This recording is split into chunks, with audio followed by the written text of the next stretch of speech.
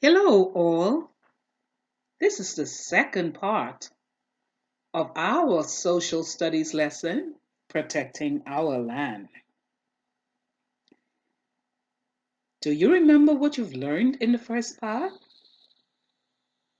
Yes, we learned about the organization that protects the Bahamas National Trust. And we also learned about the aims of the Bahamas National Trust, as well as we were able to look at the protected areas. Let's start with this lesson. You are going to identify the endangered plants of the Bahamas.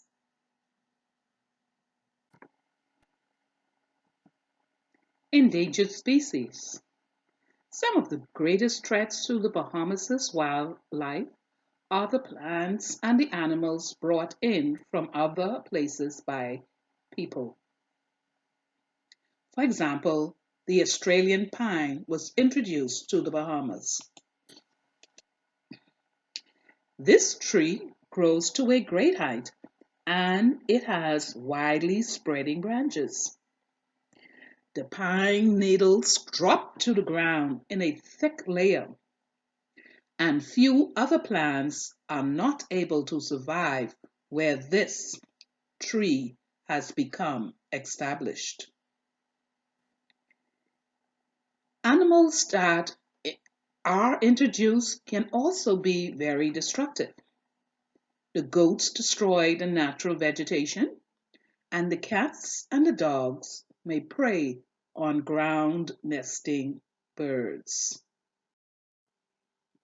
The forests were destroyed long ago, but it is still possible to see some of the trees that grow in those forests. Here are just a few: the gamalame, mastic, cedar, wild fig, strongbark, stopper, sea grapes, brazilito.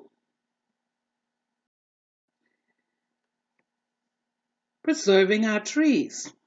The Bahamas National Trust encourages the government and private citizens to preserve the following: the hardwood trees such as the lignum vitae, the Madeira, the silk cotton, cedar, and others such as the yellow elder, the royal ponciana, and a variety of palms. The silk cotton tree, yellow elder. Sea grapes, cedar. Palm tree, Madeira.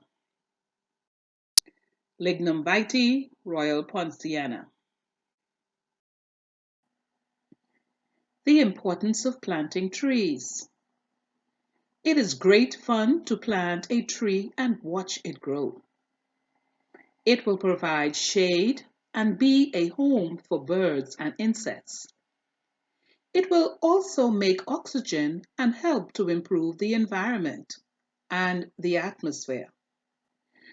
Plant a tree in your yard if you have space. Schools can also plant some new trees. Trees that grow on one island may not be the best for another island, so ask an expert